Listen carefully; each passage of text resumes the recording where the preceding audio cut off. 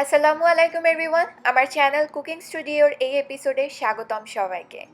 আজকের পর্বে আমি আপনাদেরকে তিতা ছাড়া কিভাবে করলা ভাজি তৈরি করে নেওয়া যায় সেটাই দেখাবো। এই করলা ভাজিটায় পুরোপুরি তিতা না কমলেও প্রায় 98 থেকে 99% মতো তিতা ভাবটা কমে আসবে। আসলে এই সবজিটা অনেক বেশি গুণগত মান সম্পন্ন, অথচ তিতার কারণে দেখা যায় যে ছোটরা তো খেতে চায়ই না, সেই সাথে বড়রাও খেতে চায় না। তো যাই হোক, চলুন দেখে নিই কীভাবে তিতা ছাড়া করলা ভাজি তৈরি করা সম্ভব।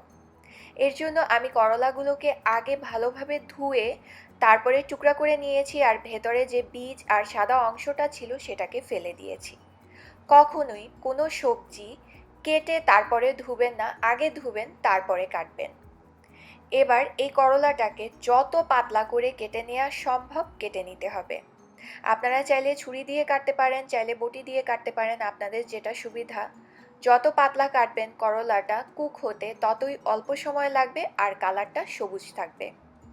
আমি দেখাচ্ছি, দেখেন আমি এভাবে পাতলা করে কেটেছি, আপনারা যদি এর থেকেও পাতলা করে সম্ভব হয় কেটে নিতে পারেন। আমি কাপ দিয়ে মাপার পরে আমার এখানে প্রায় 3 কাপের মতো করলা কুচি আছে। এবার এর মধ্যে নিয়ে নিচ্ছি 1 চা চামচ পরিমাণ লবণ। এবার এই লবণ দিয়ে করলাটাকে মেখে 30 মিনিটের জন্য একটা সাইডে ঢেকে আমি রেখে দিব।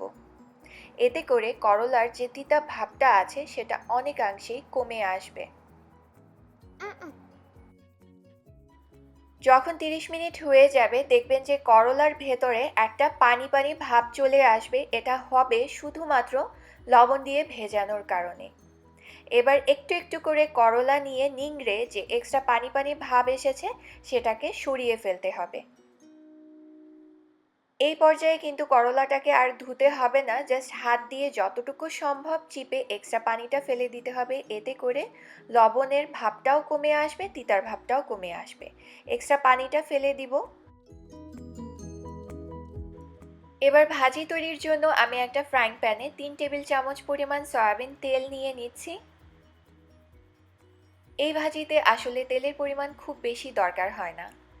তেলটা যখন হালকা গরম হয়ে আসবে তখন এর মধ্যে 1 কাপ পরিমাণ পেঁয়াজ কুচি দিচ্ছি। সবসময় করলা ভাজিতে পেঁয়াজের পরিমাণটা একটু বেশি দিতে হয়, কারণ পেঁয়াজের নিজস্ব একটা সুইটনেস আছে। সেই সুইটনেসটা করলার যে তিতা ভাবটা আছে সেটা অনেকাংশেই কমিয়ে ফেলে। পেঁয়াজটা হালকা সাদাটে থাকা অবস্থাতেই এর মধ্যে দিয়ে দিতে হবে স্বাদ মতো কাঁচামরিচ আর নিংড়ে নেওয়া করলা।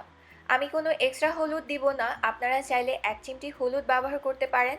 এছাড়া আমি কোনো লবণও এই পর্যায়ে দিব না। যেহেতু লবণ দিয়েই করলাটাকে আগে মেখে রেখেছিলাম, একটু একটু লবণ ভাব কিন্তু এর ভেতরে রয়েই যায়। যদি দরকার হয় আমি পরে চেক করে লবণ দিয়ে অ্যাডজাস্ট করে নিব। এবার আমি কিছু টিপস দিচ্ছি যেটা এই ভাজির ক্ষেত্রে খুবই জরুরি। প্রথমত, নাড়ার ক্ষেত্রে অবশ্যই কাঠ বা প্লাস্টিকের কোনো চামচ বা খুন্তি ব্যবহার করবেন। স্টিল বা লোহার কোনো কিছু ব্যবহার করতে যাবেন না। কোনো এক্সট্রা পানি অ্যাড করা যাবে না। চুলার আঁচটাকে মিডিয়াম টু হাইয়ে দিয়ে ভাজিটা তৈরি করতে হবে, আর কখনোই ঢাকনা দিয়ে ভাজিটা ভাজা যাবে না। এছাড়াও এই ভাজিটা তৈরির ক্ষেত্রে কিন্তু খুব বেশি নাড়াচাড়া করা যাবে না। আপনি যদি খুব ঘন ঘন নাড়াচাড়া করেন ভাজিটা, তাহলেও কিন্তু এটা তিতা হয়ে যাবে। তাই প্রয়োজনের থেকে বেশি কখনোই করলা ভাজি উল্টানো বা পাল্টানো যাবে না। ঠিক এভাবে এই টিপসগুলো ফলো করে আমি ভাজিটাকে সিদ্ধ করে নিয়েছি। আমার এই কোয়ান্টিটির ভাজি হতে প্রায় সময় লেগেছে 13 থেকে 14 মিনিট। আর আপনারা যদি একটু খেয়াল করে দেখেন তাহলে দেখবেন যে পেঁয়াজের কালারটা হালকা ব্রাউনিশ হয়েছে, অথচ করলাগুলো কিন্তু সেই সবুজ ভাবই রয়ে গেছে। এই ভাজিটা আসলে এভাবে সবুজ থাকতেই নামাতে হয়। দেখেন করলাটা সবুজ আছে ঠিকই, অথচ কি সুন্দর সিদ্ধ হয়ে গেছে। আর অবশ্যই লবণটা কিন্তু এর মাঝে চেক করে নেবেন, আপনাদের দরকার হলে একটু দিয়ে অ্যাডজাস্ট করে নেবেন। এবার আমি ভাজিটাকে একটা সার্ভিং ডিশে তুলে নিচ্ছি। আমি যে টিপসগুলো বললাম সেগুলো ফলো করে ভাজি তৈরি করে দেখেন, আশা করি আপনারা নিরাশ হবেন না। আজকের এখানেই বিদায় নিচ্ছি। ভালো থাকবেন, আমার জন্য দোয়া করবেন। আমার রেসিপিস ভালো লাগলে আমার চ্যানেলটি সাবস্ক্রাইব করার অনুরোধ রইল। আল্লাহ হাফেজ।